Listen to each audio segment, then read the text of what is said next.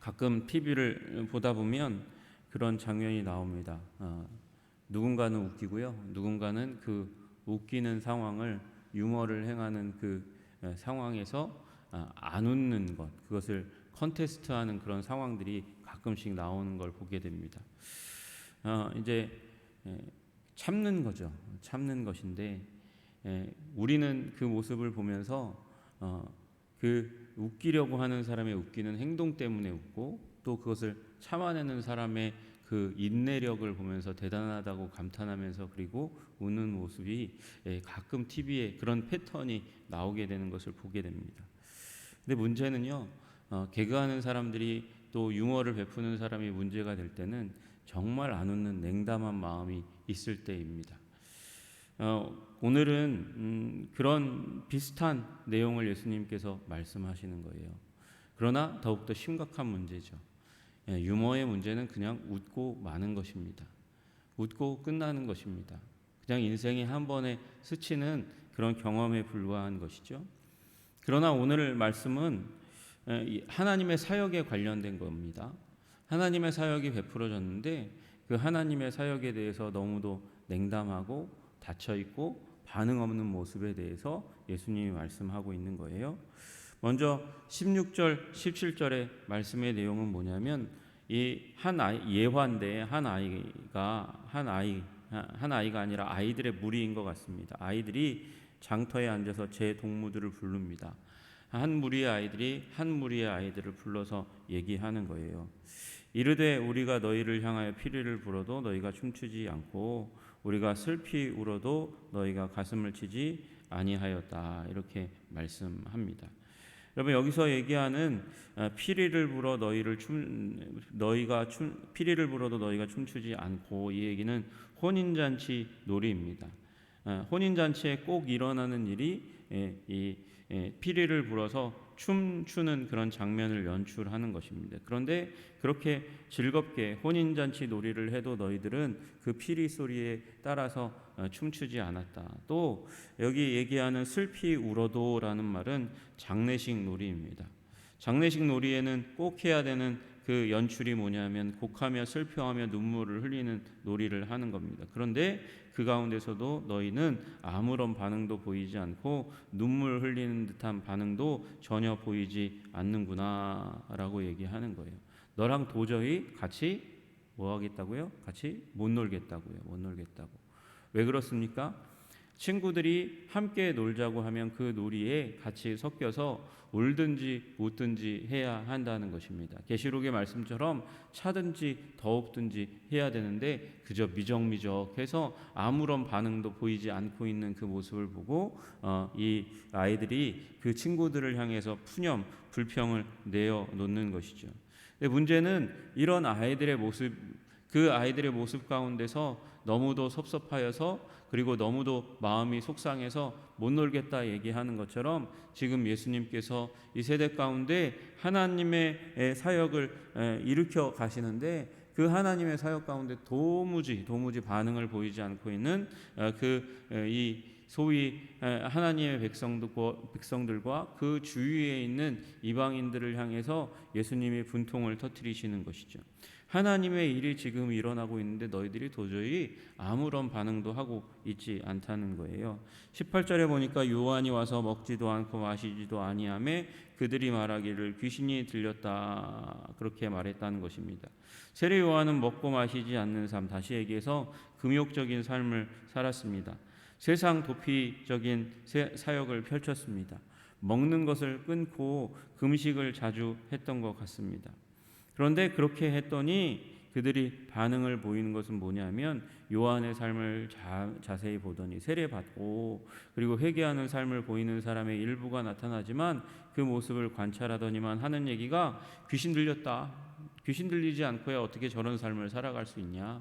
귀신 들리지 않고서야 저렇게 어떻게 척박한 광야 가운데서 홀로 거하며 그렇게 먹지도 않고 제대로 된 음식도 먹고 마시지 않고 살아갈 수 있느냐, 이렇게 이야기하는 것이에요. 또 인자, 예수님이 와서는 먹고 마시니까 보라 먹기를 탐한다 이렇게 얘기하고 포도주를 즐긴다 이렇게 얘기하면서 그가 그의 뭐 선지자라고 얘기하는데 그 선지자라고 하는 삶이 도대체 우리와 다른 게 뭐가 있냐 이렇게 얘기하는 그런 반응을 보이더라는 것이죠. 여러분, 오히려 그러면서 세리와 죄인의 친구로다. 더러운 자와 함께 그렇게 거하면서 이 먹고 마시는 자, 이런 예수님의 모습에 실망해서 그에게서 멀어지는 그런 일들이 일어나더라는 것이죠. 여러분, 그 예수님의 세대에 했던 일이 무엇입니까? 요한의 경건과 금욕적인 사역을 폄하하고 불편한 그 삶을 애써 거부하려고 했던 그들의 모습이 보여진다는 것이죠. 요한의 사역을 관찰하고 나서는 요한의 사역의 단점을 일목요연하게 간추려 가지고는 귀신 들렸다 이렇게 결론 내리고 평가하고 마는 거예요. 그리고 이 요한의 삶을 통해서 베풀던 하나님의 사역을 회개를 강조하고 추구하는 그 삶을 거부했어요. 또 예수님을 향해서는 경건의 모습은 보이지 않는다면서 그 종교적 경건이 보이지 않으니까 세리와 친구와 그렇게 같이 다니는 친구와 같은 그런 죄인의 무리에 섞여 있는 죄인에 불과하다고 폄하하면서 예수님의 권능의 말씀과 그 권능의 사역을 애써 무시하고 거부하고 있는 것입니다. 예수님이 그 당시 가운데 하셨던 일은 무엇입니까? 그러니까 공식 종교에서 멸시당하고 소외받은 사람, 회당 근처에도 가지 못하고 성전 근처에도 가지 못하는 소외받는 사람들과 더불어서 그들과 함께 먹으면서 그들을 사랑하심을 보여주시고 신교의 식탁 가운데 그들을 회복시키는 것이 주님의 사역이었는데 둘 다를 다 버리고 있는 거예요. 세례 요한과 예수님의 사역을 세상 법정에서 피고인석에 세우고는 유죄, 길티, 나쁘다 이렇게 평가하고는 예수님 그 가운데 가까이 가지 않고 세례 요한에게 가까이 가지 않더라는 것이죠. 여러분, 이 세상 가운데에 예수님에 대한 소식을 듣고 아는 사람이 있는데도 불구하고 예수님이 진짜 문제를 삼는 사람은 전혀 반응을 보이지 않는 사람이라는 것이죠.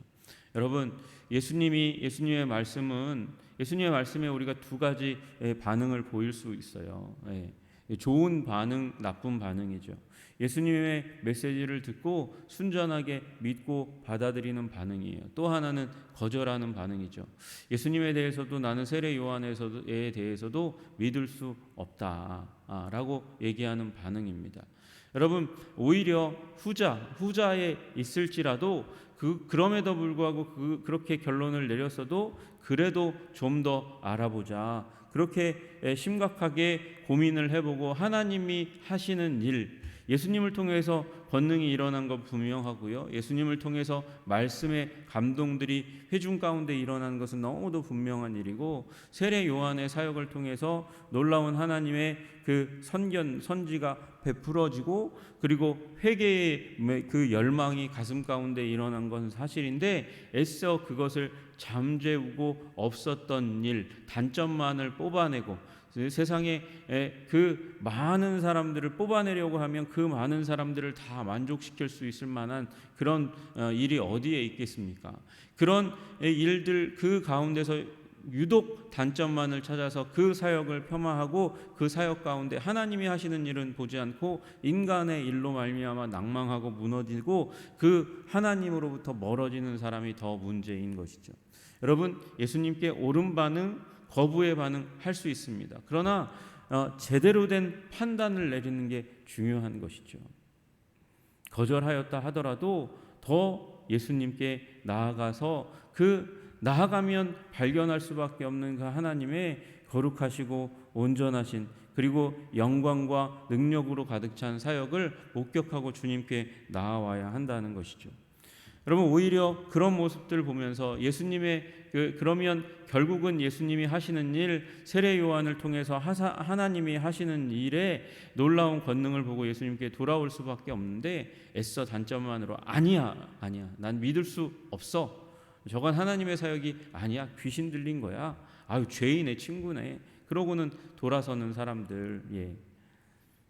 주님께서 뭐라고 말씀하십니까? 지혜는 그 행한 일로 인하여 옳다함을 얻느니라 그렇게 말씀하시잖아요. 지혜는 무엇입니까? 시시비비를 가리는 거예요. 그런데 하나님이 하나님 되심을 분명히 보여주시면 그것을 깨닫지 못할 수가 없는데 계속해서 끊임없이 거부와 불신의 자리로 나아가는 것, 그게 주님께서 안타까워하시는 것입니다. 리스트로벨이라는 분이 이 시대에 예수님 예수 사건 지저스 케이스라는 그런 책을 벌써 오래된 책이죠. 한 20년 전에 나왔던 책인데 그 책을 썼어요. 쓴 이유가 뭐냐면 나는 예수를 도저히 믿을 수가 없는데 도대체 이 예수가 진짠가? 그러면서 그가 이제 법률가의 관점에서 성경을 비롯해서 예수님의 죽으심과 부활의 사건 하나하나를 신약 학자들을 그리고 믿을 만한 사람들을 만나 가지고 그들에게 질문을 하면서 이제 쓴 책입니다. 읽기는 조금 어려운 책이지만 그 책의 결론은 그거예요. 성경 내가 믿을 수 없을 줄 알았는데, 신빙성이 없는 책인 줄 알았는데 성경을 믿을 수 없다면 이 세상의 모든 책을 믿을 수 없다는 것이죠. 예수님의 죽으심의 문제, 예수님이 역사적 존재인가? 아니라고 얘기하는 사람이 많은데 자기가 연구한 사람들과 만나고 얘기하고 문헌을 이렇게 발췌해서 읽어보며 결론을 내린 것은 예수님이 이 땅 가운데 분명히 오셨다는 것이고 그분이 분명히 죽었다는 것이고 분명히 살아나시지 않고는 기독교의 그 처음에 교부들이 그 사도들이 도대체 그런 삶을 살아갈 수 없는 거예요. 사도행전적인 삶이 어떻게 가능합니까? 예수님이 부활하지 않고는. 그래서 그런 결론을 내리게 되는 것이죠. 그러면서 결국은 예수님께서 하시는 말씀이 뭐예요? 이렇게 분명하게 예수님의 살아계심과 역사하심과 하나님의 권능의 말씀과 기적의 사역을 베풀어 주셨음에도 불구하고 믿지 못하는 그들을 향해서 너희들은 도대체 이미 하나님께서 심판하셨던 두로와 시돈과 소돔과 고모라 땅보다 더욱더 심판받을 도시라고 그렇게 말씀하시는 것이죠. 20절에 보시면 예수께서 권능을 가장 많이 행하신 고을들이 회개하지 아니하므로 그때에 책망하셨다 그렇게 말씀하고 있습니다. 고라시나 벳세다야 그리고 23절에 가버나움아 말씀하시는 거예요. 이 고라신과 벳세다, 이 가버나움은 예수님이 직접 밟으시면서 기적과 이사를 베푸시던 곳입니다. 고라신은 가버나움부터 먼저 말씀드리면 가버나움이 어디입니까? 갈릴리 호수의 북쪽 요단강이 만나는 곳에 이 서쪽 바로 해안가에 걸쳐 있는 마을이잖아요. 예수님이 본 동네라고 표현하셨던 곳. 이곳에 주기적으로 돌아오셔서 거주하시면서 기적과 이사를 그리고 말씀을 베푸시던 곳이에요. 그리고 이 벳세다는 가버나움의 강 건너편에 있는 동네입니다. 가버나움 강 건너편이니까 이제 강만 건너면 되잖아요. 근데 그게 어려운 일이 당시에는 아니었던 것 같아요. 그래서 그곳 가운데서 예수님이 주로 다니면서 또 그곳에서도 말씀을 전하셨습니다. 아마도 어떤 사람들은 오병이어 사건이 이곳 부근에서 일어난 것이다 그렇게 이야기하고요. 여기도 고기잡이란 뜻의 이제 도시이니까 고기 잡는 사람 이 베드로와 야고보와 요한 그들의 친구들이 많이 살았고 빌립과 안드레가 여기 출신이다. 베드로도 원래 출생지는 여기다 이렇게 얘기하는 도시입니다. 고라시는 가버나움에서 북쪽으로 3.2km 그죠? 가까운 도시죠.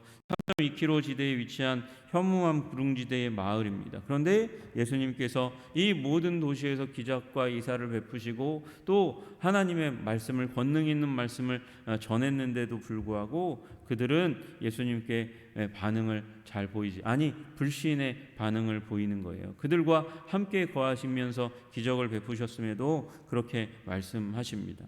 이들과 비교되는 도시가 어디입니까? 두로와 시돈과 소돔 땅입니다. 여러분 소돔 땅은 너무나 잘 아시지만 너무도 타락한 곳입니다. 그래서 하나님께서 천사를 보내셔서 이제 점검하시게 하시잖아요. 그런데 그 방문한 천사를 범하려 할 만큼 성적으로 범하려 할 만큼 타락한 부패한 도시였습니다. 성적으로 그리고 이 도덕적으로도 완전히 실패한 도시였습니다. 그래서 하나님께서 아브라함에게 이 도시를 멸망시키러 갈 것이라고 말씀하였을 때 아브라함이 하나님 앞에 기도하지 않습니까? 의인이 있으면 어떻게 합니까? 의인 100명이 있으면 어떻게 합니까? 결국 맨 나중에 의인 10명이라도 내가 있다면 그 도시를 결코 심판하지 않겠다고 말씀하셨던 그 소돔 땅, 그러나 의인 10명이 없어서 하나님께서 유황과 불로 심판하셨잖아요. 심판하신 도시지 않습니까? 결국 도덕적으로 그리고 성적으로 완전히 실패한 도시 소돔보다도 이렇게 하나님께서 기적을 베푸셨고 기적적인 말씀을 베푸셨음에도 불구하고 반응하지 않는 가버나움과 고라신과 베세다가 훨씬 더 큰 마지막 날의 그 심판 가운데, 오히려 지금 와서 그 도시 가운데 예수님이 이런 사역을 하셨다면, 세례 요한이 이런 사역을 하였으면 분명히 반응을 보였을 텐데 너희는 이보다도 더 못한 반응을 보이고 있다고, 악하다고 하나님께서 말씀하고 계시는 것이죠. 여러분, 두로와 시돈 땅은 그 유대와 갈릴리 땅으로부터 북서쪽에 위치한 지중해의 해안 도시입니다. 두 도시가 다 영광을 추구하고 물질적인 부를 추구하던 도시였어요. 두로는 메소포타미아와 아라비아와 소아시아와 애굽을 잇는 교통과 무역의 중심지였잖아요. 교통과 무역의 중심지니까 그곳에 많은 부가 몰릴 수밖에 없습니다. 그 부를 통해서 성을 쌓고 그리고 그 무력으로 이렇게 도시를 난공불락의 도시로 만들었습니다. 원래 이 도시는 섬에 구축되어 있는 도시예요. 지금은 이제 육지로 이어져 있지만 섬에 위치한 도시예요. 그런데 이 에스겔 선지자가 에스겔 27장에 뭐라고 얘기하냐면, 내가 바다 중심에서 풍부하여 영화가 극하였도다, 이렇게. 이 영화와 부귀가 아주 극에 달한 부자인 도시입니다. 그러니까 얼마나 교만하겠습니까? 그 교만의 도시를 향해서 이제 하나님께서 바벨론에 의해서 심판을 받게 될 것이다. 그래서 초토화되는 일이 일어나게 됩니다. 애굽과 동맹을 맺고 바벨론에 대항했다가 13년 동안 포위한 그 느부갓네살 원정대에 의해서 완전히 초토화되는 도시가 바로 이 두로 땅입니다. 시돈 땅도 마찬가지입니다. 그 옆에 있는 도시거든요. 부유한 항구 도시입니다. 지금도 레바논의 3대 도시 중에 하나인 도시이거든요. 그래서 튼튼한 요새와 부유함으로 교만이 극에 달합니다. 바알을 숭배했어요. 바알을 내가 그에게 연병을 보내며 그의 거리에 피가 흐르게 하리니 라고 주님께서 말씀하신 도시가 바로 시돈 땅입니다.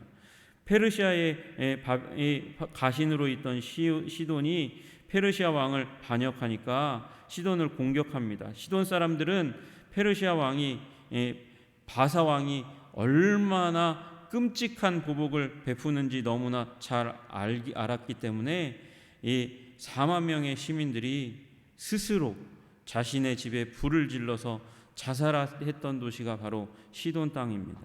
여러분, 두로와 시돈 땅의 특징이 뭐예요? 부하고 교만했다는 것입니다. 부유하고 교만했다는 것이. 예수님이 뭐라고 말씀하시냐면, 이 부유하고 교만했던 그 당시 가운데 가장 부유하고 가장 교만했던 두로와 시돈 땅, 그들이 오히려 지금 예수님께서 권능을 베푸셨던 가버나움과 고라신 벳세다보다 더 견디기 쉬웠을 거야 라고 말씀하시는 거예요. 여러분, 우리 겸손해야 합니다. 낮아져야 합니다. 우리가 무지한 존재라는 것을 인정해야 합니다. 우리는 많은 것을 알 수 없는 존재예요.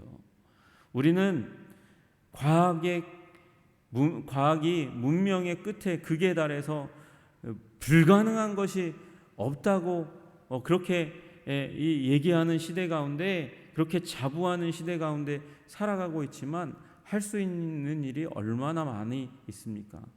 아니, 할 수 없는 일도 너무나 많습니다. 예전보다 할 수 있는 일이 조금 더 많아졌지만 그 할 수 있는 일이 많음에도 불구하고 할 수 없는 일이 너무도 많은 시대 가운데 살아가고 있는 거예요. 우리의 능력에 한계가 있어요. 우리 지식에 한계가 있어요. 우리가 볼 수 있는 것에 한계가 있어요. 그래서 우리는 우리의 눈으로 하나님이 지으신 모든 세계를, 전 우주를 다 점검할 수가 없습니다. 우리는 시대에 갇혀 있는 사람이에요. 우리가 과거에 어떤 일이 일어났는지 어떻게 알 수가 있습니까? 우리가 할 수 없는 일이 얼마나 많이 있습니까? 그때 필요한 것이 겸손이라는 것이죠.